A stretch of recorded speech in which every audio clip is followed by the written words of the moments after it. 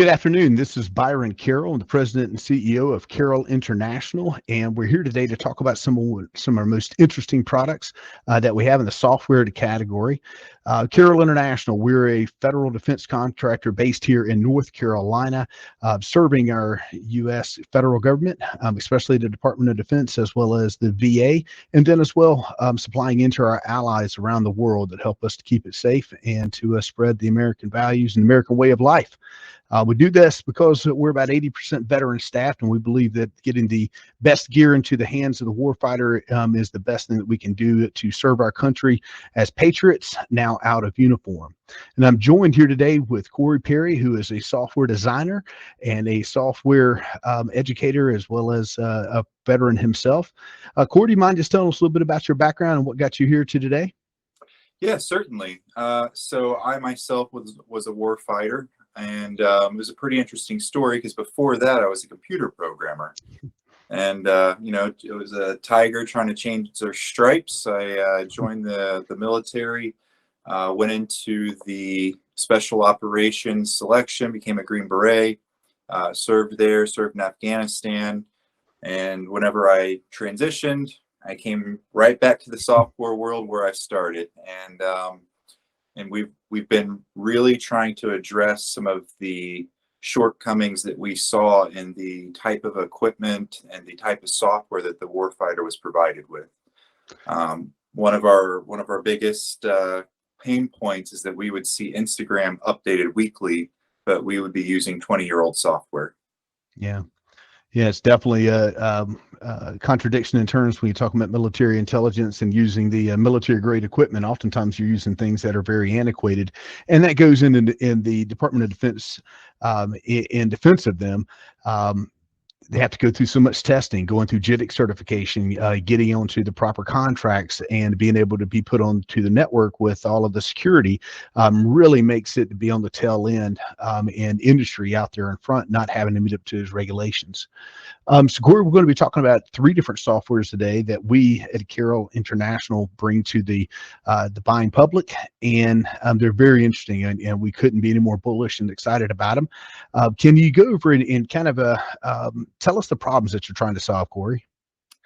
So we are a AI company at our core, but we address every pain point, problem, solution pair from a standpoint of taking humans for what they're good at, which is knowing their environment, making decisions. And instead of trying to use AI to replace that process, we're using it to give the humans better metrics for their decisions. We as humans, we're great at making decisions sometimes, but we'll like to say we are.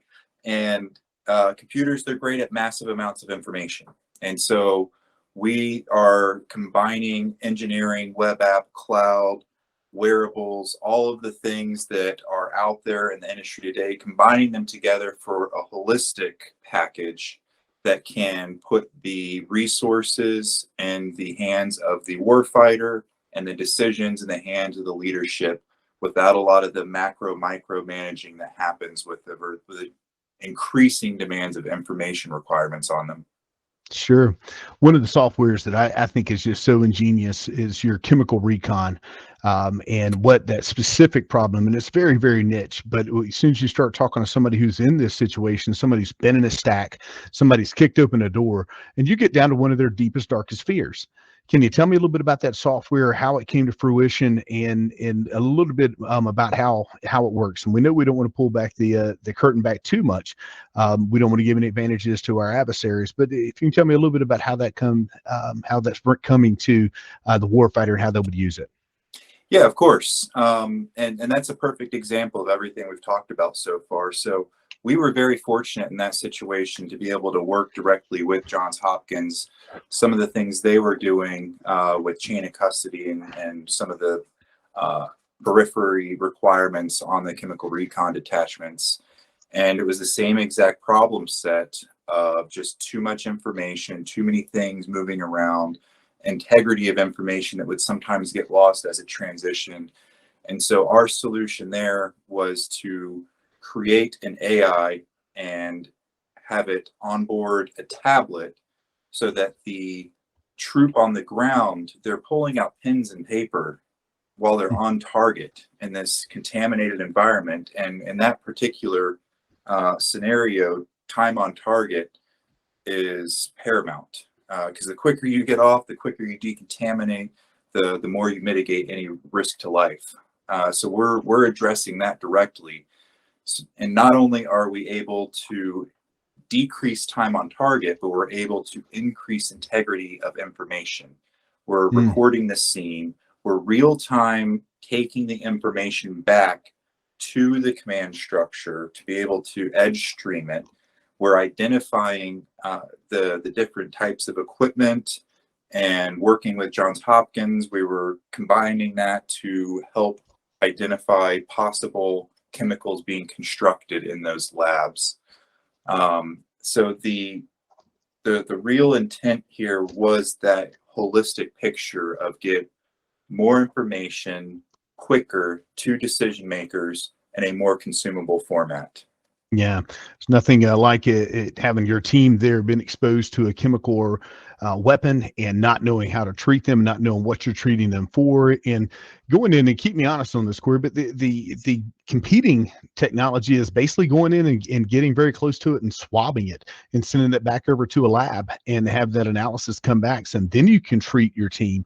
Then you can call ahead to command and control and say, hey, this terrorism cell that's targeting this population, this town, province, district, what have you, this is what they need to be prepared for. And that could take quite a while going back to a lab versus getting it in a matter of minutes, or, you know, a much compressed timeline.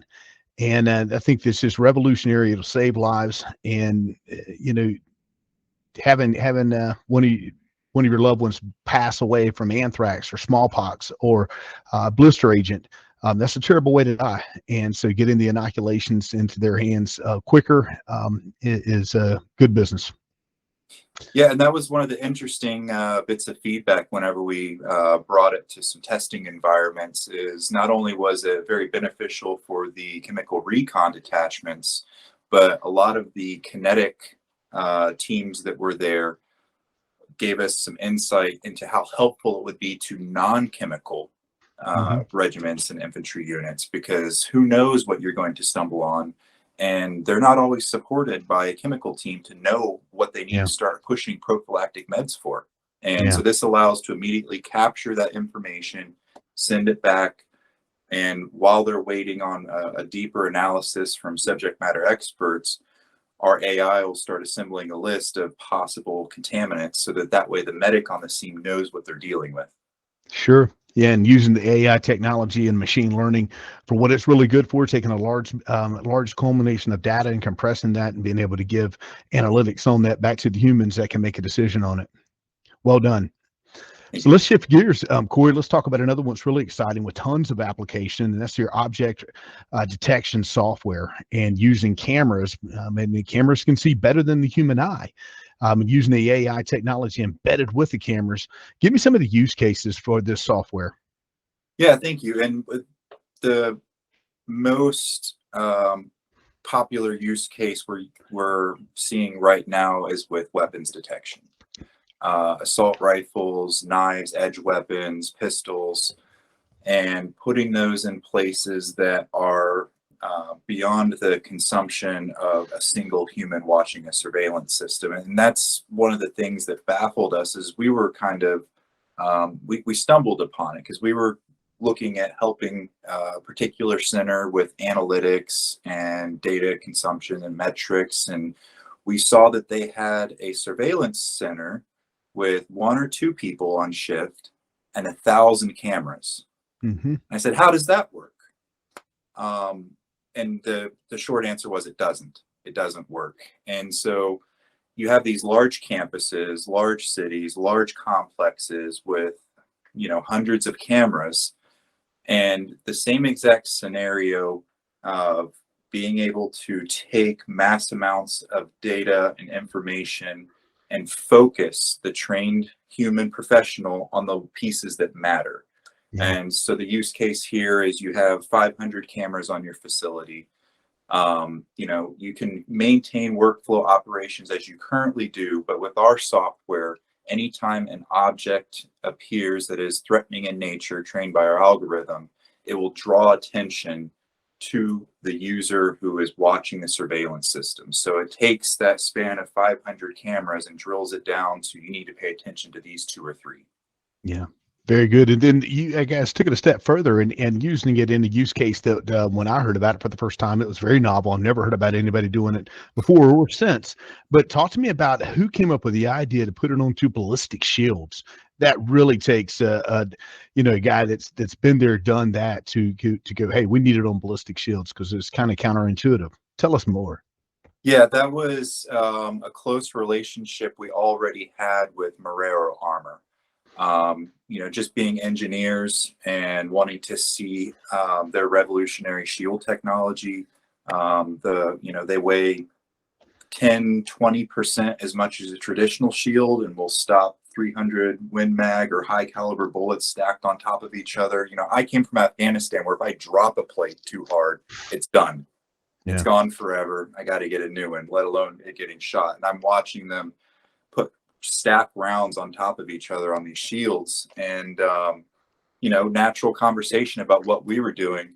And it was kind of the brainchild of just 2 people who have been in the warfighter environment saying, you know what, we should put these together, because one of their big problems was the bulletproof glass. They have fantastic shield technology, but the glass technology is the same that's used. And they said, well, the glass that we're putting on weighs as much as the shield. Let's just put a camera and your AI software on there. And as soon as we started thinking about that, more and more tangible effects started rolling off of it, such as the communication aspect. Mhm. Whenever you start coming under fire, see a threat, or anytime that the heart rate starts going up and you're in the field, last thing you're thinking about is communicating and letting your other elements know what's going on. That's what you should do. But, we're humans and we react to situations, and that allows, before a situation even starts developing, hey, this element over here has seen that there is an assault rifle present on the scene. All the other units can start coordinating now. Your leadership, Mhm. your command and control. So not only does it help with the actual user of the shield, but it helps with all the coordinating elements in that Yeah. holistic package we've been talking about. Yeah, and the field of view on a ballistic shield is not that much. And so putting a big eye that actually sees better and knows what it's trained to look for than the Mhm. human eye helps the operator, helps the stack, helps everybody in that squad platoon, lets command and control know where to send the additional resources. Hey, your medevac needs to go here. The reserve troops, they need to go there. Busiest day in Afghanistan, we had 250 simultaneous missions going on. And you don't think command and controls wanting to know where the hot ones are at so that they know where to send the resources? That's ingenious, but it definitely in a firefight, milliseconds matter. And so getting these guys any type of advantage we can possibly get them, there's no expense too great. So well done on that. And I think it's a really, really nice piece of technology. So the last one we're going to talk about here today is your Garmin watch tracking, right? And some of the applications for that are military, and even some of the ones going into the first responder and into the firefighter network, because it really bleeds over. Tell me more about it. Well, that one was interesting because it started out with a question of, can we do it? Mm. There was some firefighters that we knew who were close to our cause. I saw that they had a similar situation of their technology might not be the newest and greatest, and they were having issues. They lost a brother Mm. to hypoxia. Didn't have the right mask seal, wandered off into the fire, and they lost him. And so they started asking, hey, is there anything you can do about this? And it was something we just pursued out of passion, and found that with our existing platform, our existing engineering, we're able to tie in blood pressure with respiratory movement and bloodstream oxygen sensing to detect early warnings for that hypoxia. And then we mix that with the geospatial aspect of it, and we realized we had a fantastic command and control and accountability tool set at a very high resolution micro level. And going back to the same continuity of how we're trying to solve problems, we said, okay, well, how do we take this and move it to a macro level? And that's where the real power is. I know that it sounds really cool to have all of these technologies, but to me, the real power is a leader being able to continue their strategic macro workflow while getting alerts and instant access to an individual warfighter, firefighter, first responders, vitals, and location to immediately track accountability of whenever someone arrives on a scene, leaves the scene, you know where everyone is. That's, to me, the real power, is that cohesive command and control while still having that fine resolution. And from my experience, the requirement of leaders to have, all the way at the bottom resolution of detail at a moment's notice, those requirements are only getting more and more Yeah. strong. Yeah, well said, Corey. It's definitely a very powerful type of software, and just put yourself in the situation, if you can, of having a firefighter and you don't know if they're living or dead, and before you send out living bodies with families to go out and rescue somebody, sure would be nice to know if they had a pulse, right? Yes. Um, these are things that this can track, and just knowing how many people are there. I mean, for just a minimal of insurance purposes, much less doing a head count afterwards, because you may have 5 or 6 different firefighting groups responding to the same fire, and to be able to put them onto the tracker, it's not out there right now. Yeah, and lowest common denominators problem that we solved that was crazy to us that it was even a problem. Going back for insurance records, a lot of these firefighters are getting cancer, Right? and they can't even prove that the firefighter showed up to a fire with the way their logs and records go. They just got so much going on, and to me, that's a shame. And Sure. base level, who's there, Yeah. and their oxygen, and so we're solving a bunch of problems with a single solution. Yeah, definitely. Corey, I know that you guys are always keeping busy, and there may be something else out there on the drawing board that you want to tell us about. Is there any other softwares? And I know you have to keep tight-lipped about some of these, because of the population that we work with, and when it's time to enter into a market. But anything else you want to tell us? Yeah, we are making a lot of headway right now. Kind of the way our system's designed, we have a lot of security and a lot of high integrity systems that we've worked with. And whenever we start looking at the biometric data and things like that, it was a natural fit for us to move into the health space.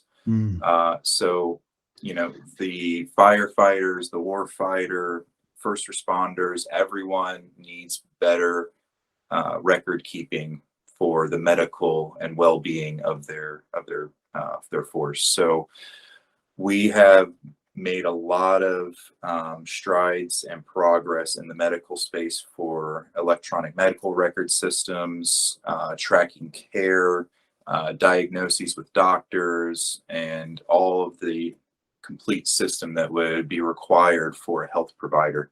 Yeah. Well, definitely, we should take that to the VA. That's Carroll International's second largest customer, is the VA, behind the Department of Defense, and obviously they're warfighters too, a veteran. I know yourself, and getting the best care to the hands of the folks that look after our veterans, and is really important to us as well. So I appreciate you sharing that, and thank you for taking time out of your busy day to tell us a little bit about what's going on. And these softwares and many more can be found at Carroll International. Reach out to us today. We'll connect you with some of the best software from folks that know what's good for the warfighter. And whether or not it could be a law enforcement unit, or a civilian federal law enforcement, we can help you. We would love to, and either connect you with it if you need customizations done to these. We definitely can consider those as well. But Carroll International, we're here to serve. And Corey, thank you so much for the technology and how you've used your life to help others. And with that, we'll go ahead and sign off. Thank you. Thank you.